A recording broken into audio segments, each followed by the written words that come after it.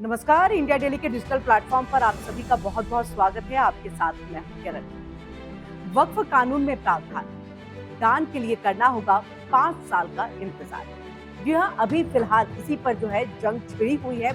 लेकिन थोड़ा सा हम पीछे जाते हैं और पीछे जाकर के आपको ये बताते हैं कि किस तरह से ये वक्फ संशोधन बिल जब लोकसभा में आया तो उसके बाद से लोकसभा के बाद राज्यसभा गया। राज्यसभा के बाद देखिए राष्ट्रपति की मंजूरी मिली, हस्ताक्षर हुए, उसके बाद अब ये कानून बन गया है। ये कानून कब से लागू होगा, इसको लेकर के नोटिफिकेशन जो है वो जल्दी जारी किया जाएगा। लेकिन इन सब के बीच में सड़क से लेकर के संसद से सुप्रीम कोर्ट में अब ये पूरा मामला जो है वो चला गया है। यानी कि लड़ाई जारी है। आपको याद होगा एआईएमआईएम प्रमुख असदुद्दीन ओवैसी की तरफ से बिल को फाड़ते हुए ये कहा गया था कि ये ऐलाने जंग है, और इसी तरह से उन्होंने ये भी कहा, और कहीं ना कहीं ये एक अंदेशा, ये संभावना, ये आशंका जाहिर की जा रही है कि सड़कों पर भी इसको लेकर के घमासान देखने को मिल सकता है।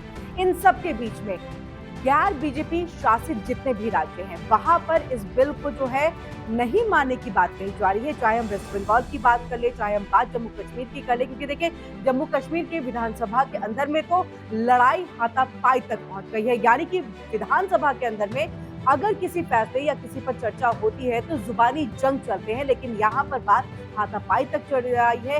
यहाँ पर एनसी के जितने भी विधायक रहे उन्होंने इसी बिल की कॉपी को जो है विधानसभा के अंदर में भी फाड़ा था। तो आप समझ सकते हैं वक्फ संशोधन बिल जो कि अब कानून बन चुका है, ये कहीं ना कहीं अभी भी बहुत ही बड़ा मुद्दा जो है वो देश के लिए है, और इसको लेकर के प्रशासन की सख्ती भी जो है चारों तरफ नजर आ रही है। जिस तरह से देखिए ईद का मौका था, उसके बाद रामनवमी का जो पावन पर्व जो है वो त्योहार मना, और ऐसे में पुलिस प्रशासन की तरफ से पूरी व्यवस्था जो है की गई थी ताकि कोई अनहोनी, अप्रिय घटना जो है वो ना हो। लेकिन चलिए हम अपने मुद्दे पर आते हैं। जो सबसे पहले लाइन हमने आपको कहा कि देखिए वक्फ कानून के अंदर में ये प्रावधान है, और ये प्रावधान है कि अगर आपको दान देना है तो 5 साल आपको इंतजार करना होगा। यानी कि 5 साल आपको इस्लामिक धर्म को अपना करके रखना है। आप इस्लाम के हैं, आप 5 वक्त का जो नमाज है वो अदा करते हैं, आपने पूरी तरह से जो कार्य क्रियाकलाप होता है मुस्लिम समुदाय के अंदर में उसको आप अपनाते हैं, यानी कि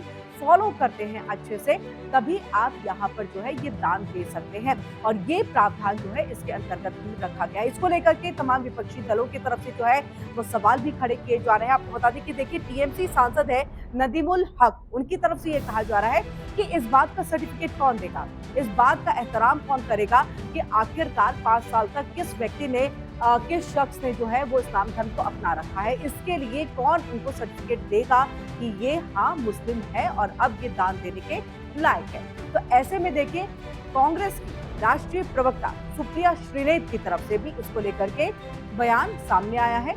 विरोध उन्होंने जाहिर करते हुए कहा है कि क्या अब इसका सर्टिफिकेट देने के लिए हर मुस्लिम के घर पर एक कैमरे लगाए जाएंगे, या अब टांगझाक सरकार जो है वो हर मुस्लिम समुदाय के घर के अंदर भी करने जा रही है। तो इस तरह के कई सवाल इसको लेकर के खड़े हो रहे हैं। लेकिन इन सब के बीच में आपको बता दें कि बीजेपी सांसद उन्होंने इस बात को क्लियर किया है। उन्होंने कहा है कि आखिरकार क्यों ये प्रावधान रखा गया, क्यों ये पॉइंट, क्यों ये क्लॉज रखा गया है, इसके पीछे एक बहुत बड़ी वजह है। क्योंकि उन्होंने ये कहा कि देखिए मैं खुद जेपीसी जिसका गठन हुआ था, क्या संशोधन होना चाहिए, नहीं होना चाहिए, और उसमें पक्ष विपक्ष मुस्लिम संगठन के सदस्यों को भी रखा गया था, उनमें से मैं एक हूँ, इसलिए बखूबी यहाँ पर बता सकता हूँ कि आखिरकार इस प्रावधान को यहाँ पर क्यों रखा गया है। उन्होंने कहा कि धर्मांतरण एक बहुत बड़ा मुद्दा है आज के वक्त में देश के अंदर में, क्योंकि ये कहा जाता है कि हिंदुओं का हमेशा मुस्लिम समुदाय में, ईसाई समुदाय में जो है वो धर्मांतरण करा दिया जाता है।